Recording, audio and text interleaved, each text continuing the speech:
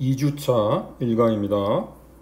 오늘은 아마 그 품질 경영에서 가장 중요한 개념 중에 하나인 카이젠에 대해서 여러분들한테 소개를 드리고자 합니다. 근데 이 카이젠이라는 이 개념, 이건 뭐 지속적인 개선이라는 의미인데요. 이 카이젠이라는 건 이제 일본어입니다. 이 지속적인 개선이라는 이 개념은 사실은 품질 비용 이론하고 굉장히 밀접한 관련이 있어요. 그래서 물론 여러분들 다른 품질 경영 책 보면은 품질 비용 이론이라고 따로 이렇게 장에 마련되어 있는 게 있는데 사실 그렇게 할 게 아니고요. 사실은 품질 비용 이론은 지속적인 개선하고 이렇게 연결을 시켜서 생각을 해야 돼요. 그래서 이 지속적인 개선 설명하면서 품질 비용 이론 이거 여러분들한테 얘기하려고 합니다. 사실은 이제 품질을 이제 높이기 위해서는 비용이 소요됩니다. 가장 좋은 거는 품질을 높이면서도 비용을 이제 적게 쓰면 좋겠죠, 그죠? 그래서 더 적은 품질 비용으로 더 높은 품질과 고객 만족의 목표를 달성할 수 있으면 그게 이제 최상인 거죠. 이게 결국 이제 우리가 이 품질 경영에서 이제 추구하는 바이겠습니다. 구체적으로 품질 비용에는 무엇이 들어가는지 그 네 가지가 있는데 거기에 대해서 이제 조금 더 설명을 드리겠고, 근데 크게 나눠 가지고는 이제 두 가지로 나눠 볼 수 있겠습니다. 그래서 일단은 예방 차원에서 들어가는 거고요. 그러니까 불량이나 하여튼 저품질의 제품 생산을 방지하기 위해서 이제 들어가는 그 비용 있죠? 그거하고 그 다음에 실질적으로 이제 예방을 했더라도 이게 저품질의 제품이 생산될 수 있거든요. 그러면 그때 발생하는 비용, 저품질의 제품이 생산되어서 그걸로 인해서 발생하는 비용이 이제 두 가지로 볼 수가 있겠습니다.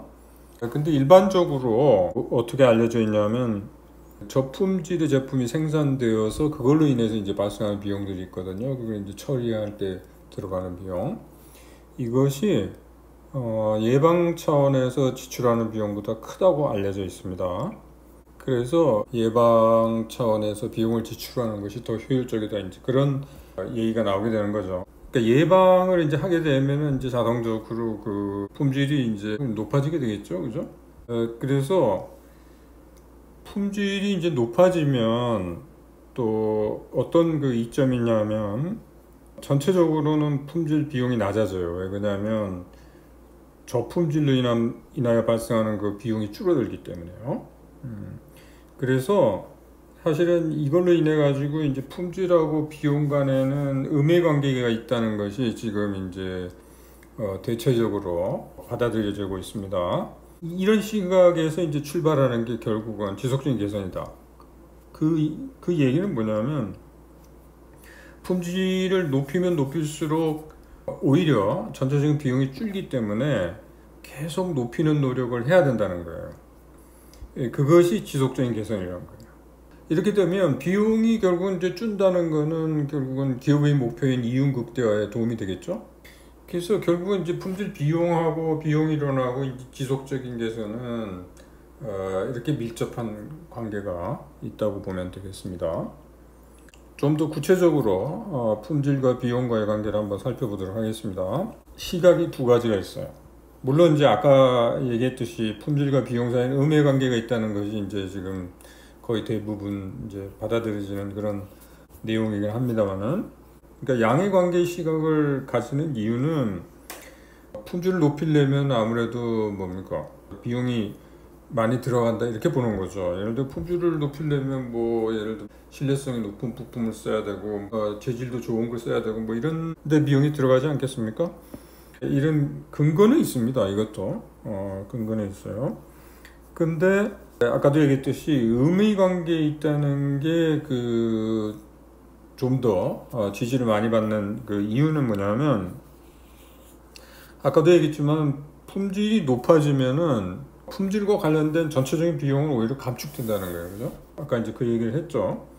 그래서 이제 아까도 얘기했지만은 이런 시각에서 이제 지속적인 개선이라는 그 개념이 이제 탄생하게 되고 이것이 이제 지금 품질 경영에서는 지배적입니다. 근데 얼마 전까지만 해도 주란이라는 사람이 뭘 얘기를 했냐면 최적 품질 수준이라는 그 얘기를 했었어요. 그러니까 그 품질을 그죠? 한없이 높일 수는 없다는 거예요. 왜 그러냐면 품질을 일정 수준에 이제 도달했는데 그거보다 더 품질을 좋게 하려면 비용이 너무 많이 든다는 거예요. 그래서 비용이 너무 많이 들면 결국은 수익성 악화가 이어지기 때문에 어느 수준에서는 이제 멈춰야 된다는 거예요. 그 개념이 바로 최적 품질 수준이라는 그 개념이에요. 그래서 여러분들 뭐 여기 지금 말로 그냥 설명이 되어 있습니다만은 이런 그래프가 있습니다. 이게 지금 이거는 이제 이미 한물 간 이론이기 때문에 제가 이걸 뭐 그렇게 크게 강조를 하진 않겠습니다만은 여기가 이제 품질 수준이에요. 그죠? 퀄리티라고 합시다. 그 다음에 여기가 이제 비용이에요. 전체 비용, 코스트. 그래서 이 품질이, 그죠? 품질이 이제 높아지면 높아질수록 어느 수준까지는 전체적 비용이 감소하는데, 이게 이제 그림이 이게 이런 그 2차 함수를 가진다는 겁니다. 그죠? 아래로 볼록한 2차 함수.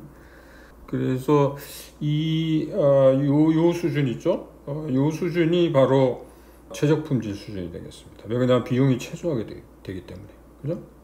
이게 이제 소위 말하면 주란이 얘기한 최적 품질 수준이 되겠어요. 그죠?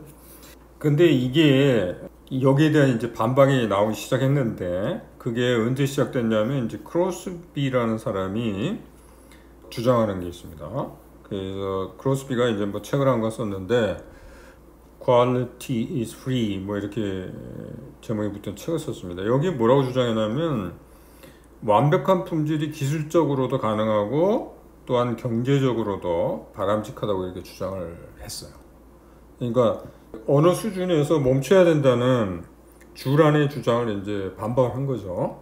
그 이후에 이것이 이제 이 주장이 크로스비의 주장이 완벽하게 이제 받아들여지게 된 거는 6시그마라는 개념이 등장하면서 이게 받아들여지게 된 겁니다. 그러니까 실질적으로 이제 어떤 연구가 있었냐면 품질을 이게 지속적으로 이렇게 높여갔을 때 과연 수익성이 어떻게 되는지, 기업의 수익성이 어떻게 되는지 실제로 이제 기업들을 대상으로 조사를 했어요. 그랬더니 품질이 높아지면 높아질수록 오히려 수익성이 향상되더라는 거예요. 그러니까 주란에 하면은 수익성이 악화돼야 되는데 일정 수준을 지나게 되면 근데 수익성이 이제 향상되더라는 거예요. 품질이 높아지면 높아질수록. 그래서 지금은 이제 주란의 적합 품질 수준이라는 개념은 없어졌습니다. 그러니까 그 개념이 아직도 등장하는 아마 그 책들이 있을 텐데 그거는 그 업데이트가 안 된 책들이에요. 그래서 여러분들 적합 품질 수준이라는 개념은 버려야 됩니다. 품질 비용이라 그러면은 이제 뭐 아까도 얘기했듯이 크게 나눠서 두 가지로 이제 구분이 되죠. 그러니까 예방 차원에서 들어가는 거하고 그 다음에 실제로 저품질의 제품이 생산돼서 그걸로 인해서 발생하는 비용 크게 두 가지로 이렇게 구분이 되거든요. 그래서 뭐 예를 들면은 저품질로 인해서 발생하는 비용 같으면은 뭐 이런 것들이 그죠? 일단 떠오르죠. 그러니까 판매 기회를 잃어버려서 생기는 기회비용, 그 다음에 고객의 불편 관리 비용, 뭐 이런 것들이 우선적으로 떠오르죠. 근데 그것 이외에도 아까 얘기했듯이 예방 차원에서 들어가는 거 있잖아요. 그러니까 예방 비용, 평가 비용, 뭐 이런 것들이 이제 거기에 해당되겠고요. 그 다음에 저품질로 인해서 발생하는 것도 크게 두 가지로 구분이 됩니다. 그러니까 내적 실패 비용, 외적 실패 비용 이렇게 두 가지로 구분이 됩니다. 여기에 대해서 이제 구체적으로 한번 살펴보자는 거죠. 그래서 예방 비용은 애초에 잘 만들어서 실패가 발생하지 않도록 하기 위해서 들어가는 그 비용이 되겠어요. 그래서 여기에 이제 뭐 이런 것들이 포함됩니다. 그러니까 품질 계획 및 엔지니어링 비용, 신제품 검토 비용, 그다음에 제품 및 프로세스 디자인 비용, 프로세스 관리 비용, 훈련 비용, 뭐 이런 것들, 품질 데이터 수집 및 분석 비용 이런 것들이 이제 여기에 포함이 되고요. 그 다음에 평가 비용은 제품이나 부품, 자재 등이 표준에 맞는지를 확인하는 데 발생하는 비용이에요. 그래서 검사 비용, 입고자재 검사 비용, 제품 검사 비용, 파괴 검사 비용, 그 다음에 검사 설비 유지 비용 이런 것들이 포함이 되겠습니다. 파괴 검사 비용이라는 건 뭐냐면 예를 들면 이제 형광등 같은 거 있잖아요. 형광등 수명을 알아보기 위해서 형광등을 이제 계속 켜놓지 않습니까? 이게 이제 망가질 때까지. 그러면 그 형광등은 결국은 쓰지를 못하죠. 판매를 못하죠. 그래서 그것과 관련되는 비용입니다. 그러니까. 그래서 파괴 검사로 인해서 폐기되는 제품이나 자재로 인한 손실 이런 것도 이제 파괴 검사 비용이 되겠죠. 이게 이제 나중에 그런 것까지 연결돼요. 이게 그러니까 파괴 검사가 이루어져야 한다면 여러분들이 점수 검사를 할 수가 없는 거죠. 그래서 그 샘플링이라는 게 이제 이것과 관련이 있는 거죠. 그죠? 뒷부분에 가서 우리가 샘플링 검사에 대해서 나중에 보도록 하겠습니다. 그 다음에 그 내적 실패 비용이라는 게 있어요. 이게 이제 외적 실패 비용하고 둘 다 이제 실패 비용이긴 한데 저품질로 인한 그죠?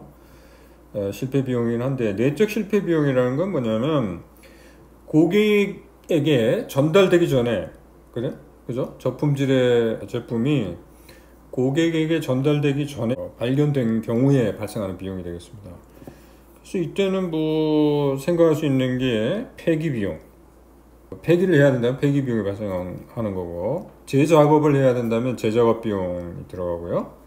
그 다음 뭐 재검사 비용, 실패 분석 비용, 생산 설비 중단 비용, 뭐 산출 손실, 등급 하락 손실, 뭐 이런 것들이 다 여기에 포함되겠습니다. 여기 좀 새로운 그 용어들이 나오는데, 그거를 한번 살펴보면 이렇습니다. 산출 손실이라는 거는 뭐 여기 예를 들어 놨습니다. 프로세스 잘못으로 인해서 정량을 초과하는 경우에 발생하는 손실 이런 것들이 이제 산출 손실에 들어가고요. 등급 하락 손실이라는 건 뭐냐면 저품질로 인해 가지고 그죠? 제대로 된 가격을 못 받을 경우에 그러니까 낮은 가격으로 뭐 판매를 해야 된다면 그 가격 하락으로 인한 손실 이런 것들이 여기 이제 포함되겠습니다. 외적 실패 비용은 이제 고객에게 전달된 후에 발생하는 그 비용이에요. 그러니까 고객에게 전달되어 가지고 뭐 예를 들면 고객이 이제 불량품에 대한 뭐 불평을 한다든지 뭐 그다음 보증과 관련된 뭐 비용 이런 것들이 다 포함이 되겠습니다. 그래서 불평 조정 비용, 반품 처리 비용, 보증 관련 비용, 그다음에 제조물 책임 비용, 그다음에 간접 비용 등이 포함되는데 제조물 책임과 관련된 거는 여러분들 이제 제조물 책임법이라는 게 그죠? 우리나라에서도 이제 시행이 됐습니다. 좀 다른 나라에 비해서 좀 늦게 시행이 됐습니다만은 제조물 책임법에 대해서는 뒷부분에 가서 얘기를 하겠습니다. 그래서 제조물 책임법이라는 게 이제 만들어지는 바람에 기업 입장에서는 예전보다 훨씬 더 그 제품 생산에 있어서 주의를 기울여야 합니다. 그러니까 제조물 책임법이라는 건 이제 고객을 보호하기 위한 법이에요. 그래서 그와 관련된 그 예를 들면 소송 같은 거 이런 것들이 많이 걸리거든요. 그래서 기업 입장에서는 굉장히 주의를 요합니다. 요즘 이제 제품 생산할 때요. 여기 말하는 간접 비용이라는 거는 명성이 그죠? 불량 때문에 이제 명성에 손실을 입는다든지, 그다음 그 고객을 잃어버릴 가능성도 있죠. 그래서 미래 거래를 잃어버릴 그런 가능성이 있죠. 그것과 관련된 거, 그 다음에 이런 것들 소문이 퍼져갖고 시장 점유율 같은 게 이제 낮아진다든지 뭐 그런 가능성이 있죠. 그와 관련된 그런 비용이죠. 이게 외적 실패 비용이 되겠습니다. 이런 그 비용들이요. 지금은 다 계량화가 가능합니다. 그래서 이런 것들이 나중에 이제 의사결정 시에 이용이 되겠죠. 결론적으로 여기서 중요한 거는 이제 여러분 이제 품질 비용 이론하고 이제 지속적인 개선 그거가 어떻게 연결되는지 그거에 여러분들이 초점을 맞춰야 돼요. 지금까지 얘기한 건 뭐냐면 품질 비용이라는 게 있는데 품질을 높이기 위해서 이제 들어가는 비용이 있고요. 예방 차원에서 들어가는 비용이 있고 그 다음에 그 저품질로 인한 그 비용이 있는데 그죠? 실패 비용이라는 게 있었죠. 근데 그 비용들은 저품질로 인한 비용이 훨씬 그 예방 차원에서 들어가는 비용보다 훨씬 높다는 거예요. 그래서 결론적으로 얘기하면 품질을 지속적으로 개선하는 것이 기업 입장에서는 더 유리하다는 겁니다. 그게 결론이에요. 그래서 비용하고 품질과의 관계는 음해관계 있다고 보는 시각이에, 그죠? 지금 대세입니다. 그래서 꼭 그거를 여러분들이 기억을 할 필요가 있겠습니다. 그러면 이제 본격적으로 지속적인 개선에 대해서 알아보도록 하겠습니다. 말 그대로입니다. 지속적인 개선이라는 의미는 뭐냐면 지속적으로 개선을 해 나가야 된다는 그 얘기예요. 그 이유는 이미 앞서 얘기했듯이 전체적으로 비용이 줄어든다는 거예요. 품질을 높이면. 그죠? 그래서 지속적인 개선이 요구된다. 그렇게 보시면 되겠고. 근데 지속적인 개선과 관련해서 두 가지 기법이 있어요. 이게 이제 오늘 여러분들이 배워야 되는 그 개념들입니다. 하나 이제 PDCA 사이클이라는 게 있고 카이젠이라는 게 있어요. 그죠? 원래 이제 이 개념 자체는 PDCA 사이클이 훨씬 먼저 나온 개념이고 지금도 이용되고 있습니다. 이용되고 있고 이게 뭐 완전히 동떨어진 그런 개념은 아니고요. 그 차이를 여러분들이 조금 알아두시면 좋겠다는 그런 생각이 듭니다. 자, 일단 PDCA 사이클부터 한번 보도록 하겠습니다. 사실 이제 PDCA 사이클은 조금 이따가 PDCA 사이클이 뭔지는 설명을 드리겠습니다는 슈와르트라는 사람이 우리가 일장에서 얘기를 했죠. 그 슈와르트라는 사람이 사실은 이걸 개발을 했는데 실질적으로 이 개념을 이제 확산시킨 사람이 데밍이라는 사람이에요. 그래서 이거를 지금은 PDCA 사이클 혹은 데밍 사이클이라고 이제 부르기도 하는데 뭐 여러분들은 그냥 PDCA 사이클로 부르면 되겠습니다. 그리고 일장에서 잠깐 설명을 드렸다시피 그 ISO 9001 얘기를 한 적이 있죠. 그 ISO 9001이 최근에 이제 그 갱신이 되면서 이 PDCA 사이클을 더 강조를 했습니다. 더 강조를 하기 시작을 했고요. 사실 PDCA 사이클 자체는 그렇게 뭐 복잡하고 그런 건 아닙니다. 근데 이제 그만큼 이게 중요하다는 거예요. 그래서 PDCA 사이클이라는 게 이게 이제 돌아가는 건데요. PDCA 순서대로 돌아가는 건데 이것이 지속되는 겁니다. 그러니까 이게 일회성으로 끝나는 게 아니라 지속적인 그죠? 사이클을 의미한다 이렇게 보시면 되겠고요. PDCA 사이클은 이렇습니다. P는 이제 plan, D는 do, C는 check, 그죠? A는 act 이렇게 그죠? 그거의 앞자들을 딴 거고요. 이게 이제 지속적으로 돌아간다는 거죠. 자, 그러면 하나씩 살펴보도록 하겠습니다. 계획이라는 거, 플랜이라는 거는요, 뭘 개선할지, 그죠? 그거를 여기서 이제 계획을 수립하는 겁니다. 그러니까 문제가 뭔지, 그죠? 어디서 문제가 발생하고 있는지 이런 것들을 이제 파악을 해서 대상을 이제 선정을 해야 되겠죠. 그래서 이때 하는 거를 보면 개선의 기회를 일단 확인을 하고요. 그 다음에 현재 프로세스를 검토를 하고요. 지금 현재 상태. 그 다음에 어떻게 개선돼야 되는지 아이디어 정리하고요. 개선 범위를 확정하고요. 이게 이제 이 플랜 단계에서 이루어지는 겁니다. 두 번째는 이제 실행 단계인데요. 그래서 그러니까 실천을 하는 거예요. 그러니까 계획 단계에서 이제 뭐 개선 사항 확인하고 그다음에 어떻게 개선할지 이런 계획들을 세우잖아요. 그래서 그거를 실행을 합니다. 그죠? 두 단계에서는 이제 그걸 실행을 하는데 뭐 너무 이제 규모를 크게 해갖고 하지는 말고 사실 이제 소규모로 조금씩 해봐야 되겠죠. 사실은 이제 무엇을 이렇게 실행에 옮길 때 여러분들 혹시 들어보신지 모르겠습니다만은 파일럿 테스팅이라는 걸 해요. 그러니까 사전에 미리 그죠? 소규모로 이걸 해보고 그 다음에 이제 확산을 시키는 거죠. 그죠? 그런 단계를 거치는 것이 바람직합니다. 그 다음이 이제 세 번째는 뭐냐면 체크 단계인데요. 이거는 뭐냐면 이제 결과 분석하는 거예요. 이게 제대로 그죠 되었는지, 이 결과를 우리가 원하는 결과를 얻었는지 이제 그거를 확인을 하는 겁니다. 그게 이제 체크 단계고요. 그 다음에 네 번째가 이제 조치 단계인데요. 이거는 이제 아까 이제 결과 분석을 했잖아요. 만약에 이제 우리가 원하는 결과를 그죠 못 얻었다면 그걸 다시 또 조정을 해가지고 다시 계획을 만들어서 다시 또 실행을 하면 되겠고요. 그 다음에 문제가 만약에 완벽하게 해결이 됐다면 또 다른 거를 또 새로운 거를 그죠 문제점을 또 해결하는 그런 계획을 세우면 되겠죠. 이게 사실 PDCA라는 거 이게 사실 간단한 건데 사실은 그죠. 근데 이런 단계로 진행이 되어야 된다는 거예요. 그죠? 품질 개선 활동이. 그래서 이 사이클은 끝없이 진행이 되어야 된다. 그게 이제 그죠? PDCA 사이클에서 얘기하는 겁니다. 이에 비해서 이제 카이젠이라는 거는 물론 이제 그 개념 자체는 지속적인 개선인데 카이젠이 의미하는 거는 조금 다릅니다. 그래서 이 카이젠에 대해서 여러분들이 좀 잘 알고 있어야 되는데 왜 그러냐면 이게 지금 전 세계적으로 지금 퍼져 있는 그죠? 그 개념이라고 보면 되겠습니다.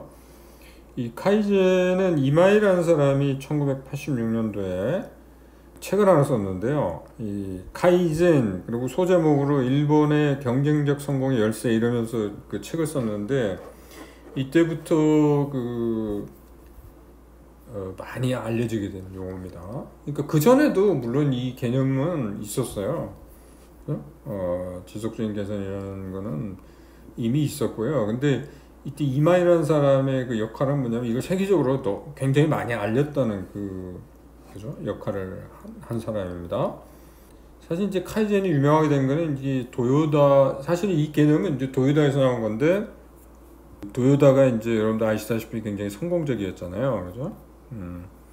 그래서 이 개념이 굉장히 많이 알려지게 되었고, 뭐 구체적인 내용은 조금 이따 이제 보도록 하겠습니다만은, 여러분들이 구분해야 될 게 뭐냐면 카이젠이라는 게 있고 카이카쿠라는 게 있습니다.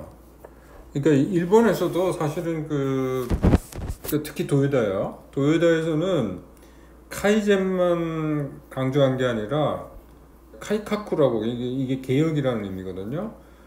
그걸 병행을 했어요. 그러니까 이 지속적인 개선이라는 거는 기존의 뭐 프로세스나 이런 것들을 그죠 조금씩 점증적으로 그걸 개선해 나가는 건데 그거는 이제 한계가 있다는 거죠. 그러니까 뭔가 패러다임이 이제 바뀔 필요가 있을 경우도 있다는 겁니다. 그러니까 현재 상태로 조금씩 개선하는 거는 어느 벽에 이제 도달한다는 거예요. 그러면은 완전히 패러다임 쉬프트가 이제 생겨야 된다는 거죠. 카이카쿠랑 이제 카이첸의 차이를 여기 조금 설명을 해놨습니다. 그래서 뭐 예를 들면 혁신은 아주 이제 극적인 거죠. 극적이고 카이젠은 미묘하게 조금씩 바뀌는 거니까 그죠? 그 의미고 혁신은 조금 일회성이라고 좀 볼 수 있겠고요. 카이젠이라는 거는 아까도 얘기했지만 지속적인 걸 의미하죠. 카이젠은 위험도가 낮아요. 그냥 조금씩 개선해 나가는 거기 때문에 그리고 뭐 문제가 생기더라도 원래대로 쉽게 돌아갈 수가 있어요. 그죠? 근데 개혁이라는 거는 또 그렇지가 않죠. 카이젠은 두 가지 핵심 요소가 있습니다. 그래서 하나는 뭐 점진적이고 지속적인 개선을 의미한다는 건 이미 말씀드렸고, 그 다음에 또 중요한 거는 뭐냐면 프로세스에 전 직원이 참여한다는 거예요. 이마이의 책에 보면 이렇게 되어 있습니다. 카이젠이라는 거는 일본에서 일종의 우상 개념이라고 이렇게 얘기를 합니다. 이분은. 그래서 여기 뭐 여러 가지 내용들이 있는데요. 카이젠에 다 이런 것들이 포함된다는 거예요. 조금 폭이 너무 넓기는 하지만 고객 지향, 그 다음에 TQC, 그죠? 로봇, 품질 분임조, 제한제도, 자동화, 작업장 규율, 전사적 생산 보존, 전자석 생산 보증은 뭐 뒤에 가서 잠깐 얘기를 하겠습니다만은 이건 뭐냐면 그러니까 문제가 발생하지 않도록 미리미리 조치를 취하는 거죠. 예를 들면 기계 같은 게 고장 나지 않도록 미리미리 그죠? 부품도 갈고 뭐 기름칠도 하고 뭐 이런 개념입니다. 상세한 거는 뒷부분에 가서 얘기를 하겠습니다. 그다음에 간반이라는 거. 간반이라는 거는 이 도요타에서 이제 이 카드예요, 카드. 부품이 들어있는 상자 같은 거 있죠? 플라스틱 박스들을 많이 이용하는데, 거기 보면 이제 카드가 꽂혀 있는데, 그 카드에는 부품명이랄지, 개수랄지, 뭐 번호랄지, 뭐 이런 것들이 적혀 있는 카드가 있거든요. 그게 이제 간반이에요. 이게 이제 그 도요타에서 이용한 예를 들면 JIT를 실천한다든지, 그죠?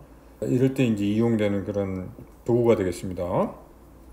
그 다음에 뭐 품질 개선, 불량 제로, 소그룹 활동, 그 다음에 협력적 노사관계, 생산성 개선, 신제품 개발 이런 것들이 모든 것들이 다 여기 카이젠에 포함되어 있다고 얘기를 하고 있습니다. 카이젠과 혁신의 차이에 대해서 여기 지금 얘기가 되어 있는데요. 아까 뭐 잠깐 얘기한 그런 내용들 있죠? 그러니까 극적이냐 아니냐 뭐 이런 것도 있잖아요. 그런 것들이 여기 이제 포함이 되겠습니다. 이거는 여러분들한테 그냥 맡기도록 하겠습니다. 카이젠과 혁신의 차이는요. 자, 카이젠 특성에 대해서 구체적으로 좀 알아보도록 하겠습니다. 그래서 아까 얘기했지만 카이젠은 지속적인 노력을 통한 작은 개선을 의미해요.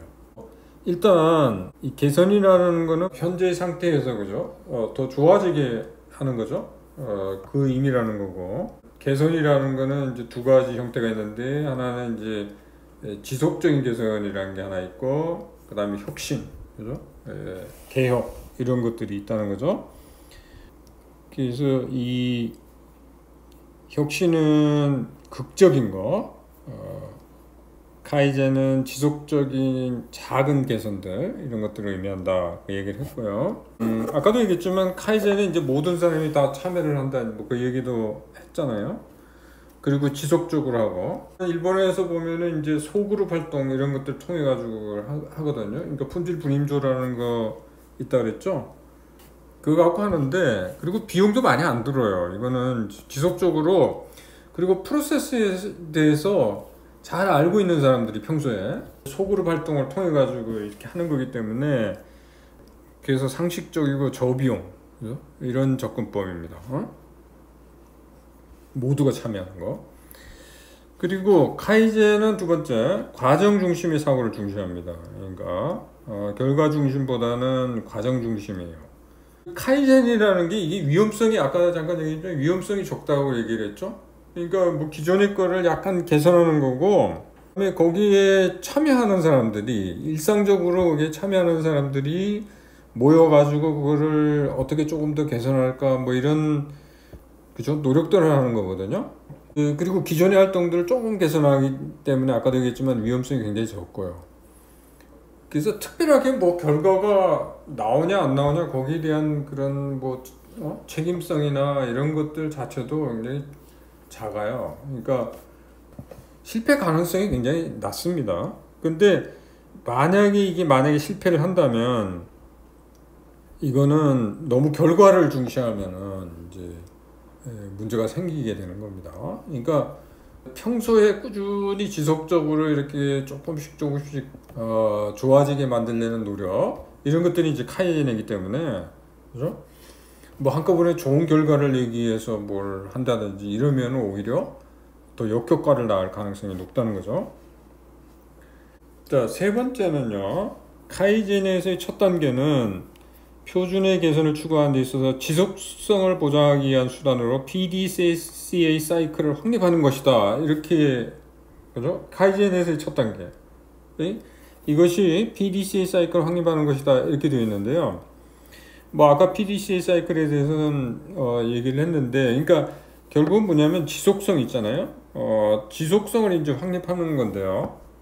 이마이가 얘기한 건 뭐냐면, 이 PDCA 사이클을 하려면은 기존의 시스템이 표준화 안정화 상태에 있지 않으면 PDCA 사이클을 할 수가 없는, 그 단계로 넘어갈 수가 없다고 이렇게 얘기를 합니다.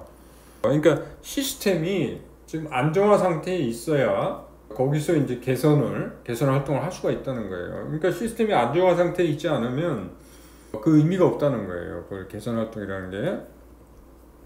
그 안정화 상태를 여기 또 다른 말로 표준화라고 이렇게 얘기를 해놨는데, 예를 들면 이런 게 이제 표준화입니다. 뭐 예를 들면은 우리 학교 같으면은 강의실에서 강의 끝나고 나서 마지막으로 나가는 사람이 예를 들면 강의실에 예를 들면 불을 끄고 나온다. 이게 이제 표준화의 하나의 예예요. 그러면 그걸 모든 사람이 이제 그걸 따르는 거죠. 그죠? 모든 부서, 모든 사람들이 이제 그걸 따르는 거죠. 그러니까 이런 식으로 되어 있어야만 다음 단계로 넘어갈 수가 있다는 거예요. 그 다음에 네 번째는 품질하고 비용 배송 중에서 가장 중요한 게 품질이라는 거예요. 그러니까 품질이 지금 이제 경쟁 요소 중에서도 가장 중요한 것이 되었다는 겁니다. 그리고 우선순위에 있어서도 과거에는 품질이 뭐 상위권에 있지는 않았습니다만은 지금은 상위권이 있어야 된다는 거예요. 그거를 이마이가 이제 주장을 했고요. 그리고 다섯 번째는 카이젠의 일종의 문제 해결 프로세스라는 거예요. 그러니까 문제가 있으면 그게 이제 개선이 되어 나가는 거 아닙니까?